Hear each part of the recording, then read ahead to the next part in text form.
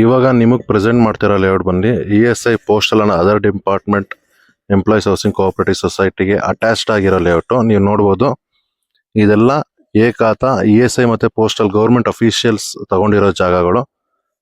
So ಇದಕ್ಕೆ attached ಆಗೇನೆ ನಿಮಗೆ 20 ಗುಂಟೆಲಿ 11 site ಮಾಡಿದ್ದಾರೆ. PC ಕನ್ವರ್ಷನ್ ಆಗಿದೆ, ಇಂಡಿವಿಜುವಲ್ CMC ಖಾತಾ ಬರುತ್ತೆ, ಎಲೆಕ್ಟ್ರಿಕ್ ಫೆಸಿಲಿಟೀಸ್ ಇದೆ. ಹಾಯ್ ಹಲೋ ನಮಸ್ತೆ ಫ್ರೆಂಡ್ಸ್, ಕನ್ನಡ ಸಿಟಿಸನ್ ಚಾನಲ್ಗೆ ಸ್ವಾಗತ ಸುಸ್ವಾಗತ. ತುಂಬ ದಿನ ಆದಮೇಲೆ ಎಷ್ಟೋ ಜನ ನೆಲಮಂಗಲ ಸೈಟ್ ಬೇಕು ಅಂತ ಕೇಳಿದವ್ರಿಗೆ ಒಂದು ಬ್ಯೂಟಿಫುಲ್ ಆಗಿರೋ ಲೇಔಟ್ ತೊಗೊಬಂದಿದ್ದೀನಿ. ಈ ಲೇಔಟ್ ಕೇವಲ 20 ಗುಂಟೆಲಾಗಿದೆ, ಕೇವಲ 11 ಸೈಟ್ ಇದೆ. ಈ ಲೇಔಟ್ ಸ್ಪೆಷಾಲಿಟಿ ಏನಂದರೆ DC ಕನ್ವರ್ಷನ್ ಆಗಿದೆ, ನಗರಸಭೆಯಿಂದ ಪ್ಲಾನ್ ಅಪ್ರೂವಲ್ ಆಗಿದೆ, ಇಂಡಿವಿಜುವಲ್ ಖಾತಾ ಬರುತ್ತೆ. ರಿಜಿಸ್ಟರ್ ಆಗಿದ ತಕ್ಷಣ ನಿಮ್ಮ ಹೆಸರಿಗೆ ಇಂಡಿವಿಜುವಲ್ ಖಾತಾ ಮಾಡಿಸ್ಕೊಡ್ತಾರೆ. ಮತ್ತು ಈ ಲೇಔಟಲ್ಲಿ ತುಂಬ ಬೆನಿಫಿಟ್ ಏನಂದರೆ, ಈ ಲೇಔಟ್ ಬಂದು ನೀವು ಆ ಕಾಂಪೌಂಡ್ ನೋಡ್ಬೋದು, ಅದು 100 ಅಡಿ ರೋಡ್. ಅದು ಆ ಕಾಂಪೌಂಡ್ ಪಕ್ಕನೇ 100 ಅಡಿ ರೋಡ್ ಬರುತ್ತೆ. ಮತ್ತು ನೀವು ಅಲ್ಲಿ ರೈಟಿಗೆ ನೋಡ್ಬೋದು, ಅಲ್ಲಿ ನಿಮಗೆ ಒಂದು ಕಂಬ ಕಾಣಿಸ್ಬೋದಿದೆ, ಅದು 80 ಅಡಿ ರೋಡು. ಮತ್ತು ಈ 80 ಅಡಿ ರೋಡಲ್ಲಿ ಕೇವಲ ನೀವೇನಾದರೂ 1 ಕಿಲೋಮೀಟ್ರ್ ಮುಂದೆ ಹೋಯ್ತು ಅಂದರೆ ನಿಮಗೆ 300 ಅಡಿ ರೋಡ್ ಕೂಡ ಸಿಗುತ್ತೆ. ಸೊ ಈ ಲೇಔಟಲ್ಲಿ ಏನೆಲ್ಲ ಅಮ್ಯುನಿಟೀಸ್ ಇತ್ತು ಅನ್ನೋದು ಇದೆ ಅಂದರೆ, 25 ಅಡಿ ಕಾಂಕ್ರೀಟ್ ರೋಡ್ ಇದೆ. ನೀವೆಲ್ಲ ನೋಡ್ಬೋದು, ಜಲ್ಲಿನ ರೋಡ್ ಇವಾಗ ಹಾಕ್ತಿದ್ದಾರೆ. ಇನ್ನೊಂದು 2-3 ದಿವಸದಲ್ಲಿ ರೋಡ್ ಕೂಡ ಕಂಪ್ಲೀಟ್ ಆಗುತ್ತೆ. ಆಮೇಲೆ ಎಲೆಕ್ಟ್ರಿಕ್ ಕನೆಕ್ಷನ್ ಆಗಲೇ ರೆಡಿ ಇದೆ, ವಾಟರ್ ಕನೆಕ್ಷನ್ ಇದೆ. ಮುಂದೆ ಡಾಕ್ಯುಮೆಂಟ್ಸ್, ಈ ಜಾಗ ಹೆಂಗೆ ಬಂತು, ಯಾರಿಂದ ಬಂತು, ಯಾವ ಕ್ಯಾಟಗರಿಗೆ ಸೇರಿದೆ, ಈ ಜಾಗದಲ್ಲಿ ಯಾವುದೆಲ್ಲ ಡಾಕ್ಯುಮೆಂಟ್ಸ್ ಇದೆ, ಏನಿಲ್ಲ, ಲೀಗಲ್ ಚೆಕ್ ಮಾಡಿಸಿದ್ದೀನಿ. ಮತ್ತು ಆ ಲೀಗಲಲ್ಲಿ ಏನು ಹೇಳ್ತಾರೆ ಅದಷ್ಟು ಇನ್ಫಾರ್ಮೇಷನ್ನ ನಿಮಗೆ ಮುಂದಿನ ಭಾಗದಲ್ಲಿ ತಿಳಿಸ್ತೀನಿ. ದಯವಿಟ್ಟು ಈ ವಿಡಿಯೋನ ಕೊನೆವರೆಗೂ ನೋಡಿ. ಬಾಯ್. ಈಗ ನಾವು ಈ ಜಾಗ ಹೆಂಗ್ ಬಂತು, ಯಾರಿಂದ ಬಂತು, ಎಲ್ಲಿಂದ ಬಂತು, ಏನೆಲ್ಲ ಅಪ್ರೂವಲ್ ಇದೆ, NOC ಇದೆಯಾ, ಖಾತಾ ಇದೆಯಾ, ಪ್ರತಿಯೊಂದು ತಿಳ್ಕೊಳ್ಳೋಣ. ಸೊ ಈ ವಿಡಿಯೋನ ಕೊನೆವರೆಗೂ ನೋಡಿ. ಈ ಜಾಗನ ಪಾಪಯ್ಯ ಅನ್ನೋರು 1949ರಲ್ಲಿ ಮೇ 31ನೇ ತಾರೀಕು ಸ್ಟೇಟ್ ಆಫ್ ಮೈಸೂರು ಅವರು ಅಂದರೆ ಗೌರ್ಮೆಂಟ್ ಅವ್ರಿಗೆ 50 ರೂಪಾಯಿ ಕೊಟ್ಟು ಈ ಜಾಗನ ಪರ್ಚೇಸ್ ಮಾಡ್ತಾರೆ.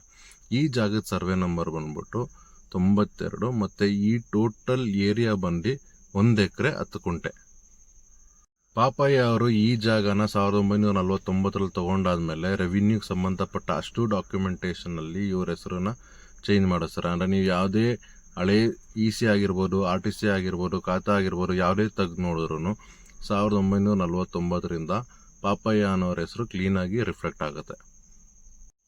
1949ರಿಂದ 2022ವರೆಗೂ ಈ ಜಾಗದಲ್ಲಿ ಯಾವುದೇ ಥರ ಟ್ರಾನ್ಸಾಕ್ಷನ್ ಇರೋದಿಲ್ಲ. 2002 ಜುಲೈ 27ನೇ ತಾರೀಕು ಪಾಪಯ್ಯ ಅವರ ಫ್ಯಾಮಿಲಿ ಅಂದರೆ ಒಟ್ಟು 33 ಜನ ಮಹೇಶ್ ಕುಮಾರ್ ಅನ್ನೋರಿಗೆ ರಿಲೀಸ್ ಡೇಟ್ ಮಾಡಿಕೊಡ್ತಾರೆ. ಆ ಪಾಪಯ್ಯ ಅವರ ಫ್ಯಾಮಿಲಿ ಎಲ್ಲ ಒಟ್ಟು 33 ಜನ, ಯಾರ್ಯಾರು ಅವ್ರ ಮಕ್ಕಳು, ಮೊಮ್ಮಕ್ಕಳು, ಹೆಂಡತಿ ಎಲ್ಲ ಪ್ರತಿಯೊಬ್ಬರು ಯಾರ್ಯಾರಿಗೆ ಲೀಗಲ್ ರೈಟ್ಸ್ ಇರುತ್ತೋ ಅಷ್ಟು ಜನನು ರಿಲೀಸ್ ಡೇಟ್ನ ಮಹೇಶ್ ಕುಮಾರ್ ಅನ್ನೋರು ಮಾಡಿಕೊಡ್ತಾರೆ. ಮಹೇಶ್ ಕುಮಾರ್ ಅವರು ಆಬ್ಸಲ್ಯೂಟ್ ಓನರ್ ಆಗ್ತಾರೆ. ಎಲ್ಲ ಲೀಗಲ್ ರೈಟ್ಸ್ ಇರೋ ಮೆಂಬರ್ಸ್, ಫ್ಯಾಮಿಲಿ ಮೆಂಬರ್ಸ್ ಅವರು ರಿಲೀಸ್ ಡೇಟ್ ಮಾಡಿಕೊಟ್ಟಾದ್ಮೇಲೆ ಮಹೇಶ್ ಕುಮಾರ್ ಅವರು ಪ್ರೆಸೆಂಟ್ ಅಂಡ್ ಕರೆಂಟ್ ಓನರ್ ಆಗ್ತಾರೆ.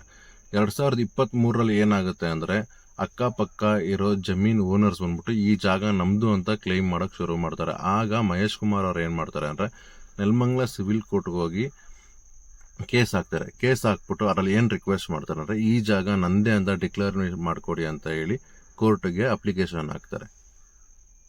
ಸೊ ಈ ಕೇಸ್ನ ನಡೆಸಿ ಆ ಕೋರ್ಟಲ್ಲಿ ಜಡ್ಜ್ಮೆಂಟ್ ಬರುತ್ತೆ. ಎಲ್ಲ ಡಾಕ್ಯುಮೆಂಟೇಷನ್ನ ವೆರಿಫೈ ಮಾಡಿ ಅಕ್ಕಪಕ್ಕ ಇರೋ ನೈಬರಿಂಗ್ ಓನರ್ಸ್ನ ಕರೆದಿ ಆ ನೈಬರಿಂಗ್ ಓನರ್ಸ್ ಹತ್ರ ಕೇಳಿದಾಗ ಅದು ಗೊತ್ತಾಗುತ್ತೆ ಇವರು ಫೇಕಾಗಿ ಕ್ಲೈಮ್ ಮಾಡ್ತಾ ಇದ್ದಾರೆ. ಈ ಜಾಗಕ್ಕೂ ಮತ್ತು ನೈಬರಿಂಗ್ ಲ್ಯಾಂಡ್ ಓನರ್ಸ್ಗೂ ಯಾವುದೇ ಸಂಬಂಧ ಇಲ್ಲ ಅಂತ ಕೋರ್ಟು ಅಕ್ಕಪಕ್ಕದ ನೈಬರಿಂಗ್ಸ್ ಹತ್ರ NOC ಇಸ್ಕೊಂಡು ಯಾವುದೇ ಈ ಜಾಗಕ್ಕೆ ಸಂಬಂಧ ಇಲ್ಲ ಅಂತ ಕೋರ್ಟು ಮಹೇಶ್ ಕುಮಾರ್ ಅವರೇ ಕರೆಂಟ್ ಅಬ್ಸಲ್ಯೂಟ್ ಓನರ್ ಅಂತ ಡಿಕ್ಲೇರ್ ಮಾಡಿ, ಅಕ್ಕಪಕ್ಕ ಏನು ಸರ್ವೆ ನಂಬರಲ್ಲಿ ಇದ್ದಾರೋ ಓನರ್ಸು ಅವರು ಪರ್ಮನೆಂಟಾಗಿ ಈ ಜಾಗಕ್ಕೆ ಬರೋ ಆಗಿಲ್ಲ ಅಂತ ಲೈಫ್ ಟೈಮ್ ಅಂದರೆ ಪರ್ಮನೆಂಟ್ ಇಂಜೆಕ್ಷನ್ ಅಂದರೆ ಸ್ಟೇ ಆರ್ಡರ್ ಕೊಟ್ಟಿದ್ದಾರೆ.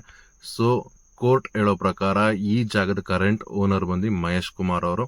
ಸೊ ಈ ಜಾಗದಲ್ಲಿ ಬೇರೆ ಯಾರಿಗೂ ಅಧಿಕಾರ ಇಲ್ಲ ಅಂತ ಕೋರ್ಟ್ ಅವರು ಅಕ್ಕಪಕ್ಕ ಯಾರ್ಯಾರು ಕ್ಲೈಮ್ ಮಾಡ್ತಿರೋ ಈ ಜಾಗ ನಂದೇ ಅಂತ ಅವ್ರು ಅಷ್ಟು ಜನದ NOC ಇಸ್ಕೊಂಡು ಕೋರ್ಟು ಡಿಕ್ಲರೇಷನ್ ಕೊಟ್ಟಿದೆ. ಒಂದು ಸಲ ಕೋರ್ಟು ಮಹೇಶ್ ಕುಮಾರ್ ಅವರೇ ಕರೆಂಟ್ ಓನರ್ ಅಂತ ಡಿಕ್ಲರೇಷನ್ ಕೊಟ್ಟಾಗಿ ಎಲ್ಲ ಡಾಕ್ಯುಮೆಂಟೇಷನ್ ಮಹೇಶ್ ಕುಮಾರ್ ಅವ್ರ ಹೆಸರಿಗೆ ಚೇಂಜ್ ಆದಮೇಲೆ ಮಹೇಶ್ ಕುಮಾರ್ ಅವ್ರು ಏನು ಮಾಡ್ತಾರೆ ಅಂದರೆ, ರಘುನಾಥ್ ಮತ್ತು ಮಂಜುನಾಥ್ ಅನ್ನೋ ಇಬ್ಬರಿಗೆ ಈ ಜಾಗನ ಮಾರ್ತಾರೆ. ಸೊ ಈ ಜಾಗನ 31 ಮೇ 2004ರಲ್ಲಿ ರಘುನಾಥ್ ಮತ್ತು ಮಂಜುನಾಥ್ ಅನ್ನೋರಿಗೆ ಮಾರ್ತಾರೆ. ಸೊ ಈ ಜಾಗನ ತಗೊಂಡ ರಘುನಾಥ್ ಮತ್ತು ಮಂಜುನಾಥ್ ಅವರು DC ಅವರಿಗೆ ಈ ಜಾಗನ ಅಗ್ರಿಕಲ್ಚರಲ್ ಲ್ಯಾಂಡಿಂದ ನಾನ್ ಅಗ್ರಿಕಲ್ಚರಲ್ ಲ್ಯಾಂಡ್ ಅಂದರೆ ರೆಸಿಡೆನ್ಷಿಯಲ್ ಪರ್ಪಸ್ಗೆ ಕನ್ವರ್ಟ್ ಮಾಡಿಕೊಡಿ ಅಂತ ಅಪ್ಲಿಕೇಶನ್ ಹಾಕ್ತಾರೆ. DC ಅವರು ಆ ಅಪ್ಲಿಕೇಶನ್ನ ಕನ್ಸಿಡರ್ ಮಾಡಿ ಈ 17 ಕುಂಟೆ ಜಾಗ ಏನಿದೆ ಅದನ್ನು ರೆಸಿಡೆನ್ಷಿಯಲ್ ಪರ್ಪಸ್ಗೆ ಕನ್ವರ್ಟ್ ಮಾಡಿಕೊಡ್ತಾರೆ.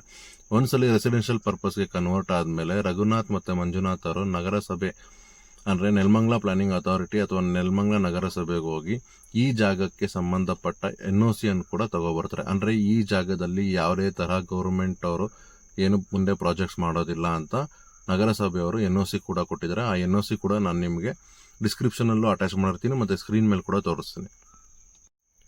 ಸೊ ಒಂದ್ಸಲಿ ಈ ಜಾಗಕ್ಕೆ NOC ಸಿಕ್ಕಿ DC ಕನ್ವರ್ಷನ್ ಆದಮೇಲೆ ರಘುನಾಥ್ ಮತ್ತು ಮಂಜುನಾಥ್ ಅವರು ಈ ಜಾಗನ ಲೇಔಟ್ ಆಗಿ ಫಾರ್ಮ್ ಮಾಡ್ತಾರೆ. ಈ ಲೇಔಟಲ್ಲಿ ಒಟ್ಟು 9 ಸೈಟ್ ಇರುತ್ತೆ. ಎಲ್ಲ ಸೈಟು ಈಸ್ಟ್ ಫೇಸಿಂಗ್ ಆಗಿರುತ್ತೆ. ಈ ಲೇಔಟಲ್ಲಿ ರೋಡ್ ಬಂದು 28 ಅಡಿ ರೋಡ್ ಇರುತ್ತೆ ಮತ್ತು ಎಲ್ಲ ಕಾಂಕ್ರೀಟ್ ರೋಡ್ ಆಗಿರುತ್ತೆ. ಈ ಲೇಔಟಲ್ಲಿ ನಿಮಗೆ ಎಲೆಕ್ಟ್ರಿಕ್ ಪೋಲ್ಸ್ ಇರುತ್ತೆ, ವಾಟರ್ ಕನೆಕ್ಷನ್ ಇರುತ್ತೆ, ಎಲ್ಲಾನು ಈಸ್ಟ್ ಫೇಸ್ ಇರುತ್ತೆ ಮತ್ತು ಎಲ್ಲ ಸೈಟು ದೇವಮೂಲೆ ಬೆಳೆದಿರುತ್ತೆ. ಸೊ ಈ ಲೇಔಟಲ್ಲಿ ನಮಗೆ ಒಂದು ಪ್ಲಸ್ ಪಾಯಿಂಟ್ ಏನಂದರೆ ಈ ಲೇಔಟಲ್ಲಿ ನೀವು ಆವಾಗಲೇ ಕಾಂಪೌಂಡ್ ನೋಡೋಲ್ಲ, ಆ ಕಾಂಪೌಂಡ್ ಬಂದು ಹಳೆ ವಿಲೇಜ್ ಮ್ಯಾಪಲ್ಲಿ ರೋಡು, ಅದು ಅಲ್ಲದೆ DC ಕನ್ವರ್ಷನ್ ಸರ್ಟಿಫಿಕೇಟಲ್ಲೇ ನೀವು ಚೆಕ್ ಮಾಡಿದಾಗ ಆ ಕಾಂಪೌಂಡ್ ಬಂದು ನಾರ್ತ್ ಸೈಡಿಗೆ ಬರುತ್ತೆ. ಸೊ ನಾರ್ತಲ್ಲಿ ಚೆಕ್ ಇಲ್ಲಿ ಏನಿದೆ ಅಂತ ನೀವು ನೋಡಿದಾಗ ಅಲ್ಲಿ ರಸ್ತೆ ಅಂತ ಇರುತ್ತೆ. ಸೊ ಹಳೆ ವಿಲೇಜ್ ಮ್ಯಾಪಲ್ಲೂ ನಿಮಗೆ ರೋಡ್ ಇದೆ, DC ಕನ್ವರ್ಷನಲ್ಲೂ ರೋಡ್ ಇದೆ. ಅದಕ್ಕಿಂತ ಮೇಜರ್ ಏನು ಅಂತ ಹೇಳಿದ್ರೆ ನೆಲಮಂಗಲ ಪ್ಲಾನಿಂಗ್ ಅಥಾರಿಟಿ ವೆಬ್ಸೈಟ್ಗೆ ಹೋಗಿ ನೀವು ಅಲ್ಲಿ ಮಾಸ್ಟರ್ ಪ್ಲಾನ್ ಅಂತ ಇರುತ್ತೆ, ಅದನ್ನು ಡೌನ್ಲೋಡ್ ಮಾಡ್ಕೊಳ್ಳಿ. ಅಲ್ಲಿ ನೀವು ಹೋಗಿ ಆ ಮಾಸ್ಟರ್ ಪ್ಲಾನಲ್ಲಿ ಈ ಸರ್ವೆ ನಂಬರ್ 92 ಅಕ್ಕಪಕ್ಕ ಏನಿದೆ ಅಂತ ನೋಡಿದ್ರೆ ಈ 92 ಸರ್ವೆ ನಂಬರ್ಗೆ ಅಟ್ಯಾಚ್ಡ್ ಆಗಿ 100 ಫೀಟ್ ರೋಡ್ ಬರ್ತಾ ಇದೆ. ಸೊ ನಾನೀಗ ನಿಮಗೆ CDP ಪ್ಲಾನ್ ಕೂಡ ತೋರಿಸ್ತಾ ಇದ್ದೀನಿ. ನೀವು ಈ ಸರ್ವೆ ನಂಬರ್ 92 ಇಲ್ಲಿ ಏನು ಕಾಣಿಸ್ತಾ ಇದೆ, ಇದ್ರ ಮೇಲ್ಗಡೆ 30 ಮೀಟರ್ ರೋಡ್ಸ್ ಅಂತ ಇದೆಯಲ್ಲ, ಈ ಮೀಟರ್ನ ನೀವು ಫೀಟ್ ಕನ್ವರ್ಟ್ ಮಾಡಿದಾಗ ನಿಮಗೆ ಗೊತ್ತಾಗುತ್ತೆ ಇದು 100 ಫೀಟ್ ರೋಡು. ಅದು ಅಲ್ಲದೆ ನೀವು ಪಕ್ಕದಲ್ಲೇ ನೋಡ್ಬೋದು 30 ಅಡಿ ದೂರ ಅವರ ನೀವು ಅಲ್ಲೊಂದು 80 ಅಡಿ ರೋಡ್ ಸಿಗುತ್ತೆ. ಅದು ಅಲ್ಲದೆ ಈ ಲೇಔಟಿಂದ ಕರೆಕ್ಟಾಗಿ 1 ಕಿಲೋಮೀಟರ್ ದೂರದಲ್ಲಿ ನಿಮಗೆ 300 ಅಡಿ ರೋಡ್ ಸಿಗುತ್ತೆ. ನೆಲಮಂಗಲ ಹೈವೇಯಿಂದ ಜಸ್ಟ್ 2 ಕಿಲೋಮೀಟರ್ಸ್ ಇದೆ. ನೆಲಮಂಗಲ ಕೋರ್ಟಿಂದ 1 ಕಿಲೋಮೀಟರ್ ಇದೆ. ನೆಲಮಂಗಲ ಬಸ್ ಸ್ಟಾಪಿಂದ 3 ಕಿಲೋಮೀಟರ್ ಇದೆ. ಈ 100 ಫೀಟ್ ರೋಡ್ ಎಲ್ಲೋಗುತ್ತೆ ಅಂದರೆ ನೆಲಮಂಗಲ ಸೊಂಡೆಕೊಪ್ಪ ರೋಡ್ ಏನಿದೆ ಅಲ್ಲಿ ಬಂದು ಕೋರ್ಟ್ಗಿಂತ ಮುಂಚೆ ನೀವು ಲೆಫ್ಟಿಗೆ ತಗೊಂಡ್ರೆ ಈ ರೋಡ್ ಸ್ಟ್ರೈಟ್ ಆಗಿ ಹಾಸನ ಹೈವೇ ಕನೆಕ್ಟ್ ಆಗುತ್ತೆ. ಈ ಡಾಕ್ಯುಮೆಂಟೇಶನ್ ಎಷ್ಟು ಕ್ಲಿಯರ್ ಆಗಿದೆ ಅಂದರೆ ಕೋರ್ಟಿಂದ ಡಿಕ್ಲರೇಷನ್ ತಗೊಂಡಿದ್ದಾರೆ, ಯಾವುದೇ ಥರ ಇಶ್ಯೂಸ್ ಇಲ್ಲ, ಡಾಕ್ಯುಮೆಂಟೇಶನ್ ಕ್ಲಿಯರ್ ಆಗಿದೆ, ಪ್ರಾಧಿಕಾರದಿಂದ NOC ಇದೆ, ಇಮಿಡಿಯೇಟ್ ರಿಜಿಸ್ಟರ್ ಆಗುತ್ತೆ, CMC ಖಾತಾ ಇದೆ. ಸೊ ಈ ಜಾಗನ ಯಾರಾದರೂ ಪರ್ಚೇಸ್ ಮಾಡ್ತಿರಬೇಕು ಅಂತ ನೀವೇನಾದ್ರು ನೋಡ್ತೀರಾ ಆರಾಮಾಗಿ ಪರ್ಚೇಸ್ ಮಾಡಿ. ಯಾಕೆ ಅಂದರೆ ಇಲ್ಲೇ ನಮಗೆ ನೆಲಮಂಗಲ ಮತ್ತು ಕುಣಿಗಲ್ ಬೈಪಾಸಲ್ಲಿ ಸೆಕೆಂಡ್ ಏರ್ಪೋರ್ಟ್ ಬರ್ತಾ ಇದೆ. ನೆಲಮಂಗಲ ಮತ್ತು ತುಮಕೂರವರೆಗೂ ಆಗಲೇ DPR ರೆಡಿ ಆಗ್ತಾಯಿದೆ ಮೆಟ್ರೋಗೆ. ಒಂದು ಸತಿ ಮೆಟ್ರೋ ಸ್ಟೇಷನ್ ಅನೌನ್ಸ್ ಆಗಿ ನ್ಯೂ ಏರ್ಪೋರ್ಟ್ ಕೂಡ ಅನೌನ್ಸ್ ಆಯಿತು ಅಂದರೆ ಈ ಜಾಗ ಮಿನಿಮಮ್ ಇಲ್ಲ ಅಂದರೂ ಇವಾಗಿರೋ ಮಾರ್ಕೆಟ್ ಪ್ರೈಸ್ಗಿಂತ ಡಬಲ್ ಅಥವಾ ತ್ರಿಬಲ್ ಆಗೋ ಚಾನ್ಸಸ್ ಇರುತ್ತೆ. ಸೊ ಆದಷ್ಟು ಯಾರಾದರೂ ಎಸ್ಪೆಷಲಿ ಈ ಉತ್ತರ ಕನ್ನಡ ಸೈಡ್ ಯಾರೆಲ್ಲ ಉತ್ತರ ಕನ್ನಡ ಸೈಡಿಂದ ಬಂದು ಬೆಂಗಳೂರಲ್ಲಿ ಸೆಟ್ರ್ ಆಗಿರೋರು ಯಾರಾದರೂ ಒಳ್ಳೆ ಜಾಗ ನೋಡ್ತಿತ್ತು ಅಂದರೆ ಇದಕ್ಕಿಂತ ಬೆಸ್ಟ್ ಜಾಗ ನಿಮಗೆ ಸಿಗಲ್ಲ ಅಂತ ಹೇಳ್ತೀನಿ. ಇರೋದು 9 ಸೈಟು. ಬೇಗ ಯಾರು ಬೇಕೋ ಅವ್ರಿಗೆ ಕೆಳಗಡೆ ಇರೋ ನಂಬರ್ಗೆ ಫೋನ್ ಮಾಡಿ ಡೈರೆಕ್ಟ್ ಓನರೇ ಮಾತಾಡ್ತಾರೆ. ಇದರಲ್ಲಿ ನನಗಾಗಲಿ ಬೇರೆ ಯಾರಿಗಾಗಲಿ ಕಮಿಷನ್ ಕೊಡಬೇಕಾಗಿಲ್ಲ. ಸೊ ಓನರೇ ಮಾತಾಡ್ತಾರೆ, ಓನರೇ ನಿಮ್ಮ ಹತ್ರ ಕ್ಲೋಸ್ ಮಾಡ್ಕೋತಾರೆ. ಅವ್ರು ಹೇಳ್ತಾರೋ ರೇಟ್ ಬಂದ್ಬಿಟ್ಟು 3,000 ರೂಪಾಯಿ ಹೇಳ್ತಿದ್ದಾರೆ. ನೀವು ಕೂತ್ಕೊಂಡು ನೆಗೋಷಿಯೇಟ್ ಮಾಡಿಕೊಂಡು ಕ್ಲೋಸ್ ಮಾಡ್ಕೊಳ್ಳಿ. ಇಷ್ಟು ಹೇಳ್ತಾ ನಾನು ಈ ವಿಡಿಯೋನ ಮುಗಿಸ್ತಾ ಇದ್ದೀನಿ. ಇದಕ್ಕೆ ಸಂಬಂಧಪಟ್ಟ ಅಷ್ಟು ಡಾಕ್ಯುಮೆಂಟ್ಸ್ನ ನಾನು ಡಿಸ್ಕ್ರಿಪ್ಷನಲ್ಲಿ ಹಾಕಿರ್ತೀನಿ. ಬೇಕಾದವರು ಆ ಡಿಸ್ಕ್ರಿಪ್ಷನಲ್ಲಿ ಹೋಗಿ ಓಪನ್ ಮಾಡಿ ನೋಡ್ಕೋಬೋದು. ಇಷ್ಟು ಹೇಳ್ತಾ ಮುಂದಿನ ವಿಡಿಯೋದಲ್ಲಿ ಸಿಗೋಣ. ನಮಸ್ತೆ.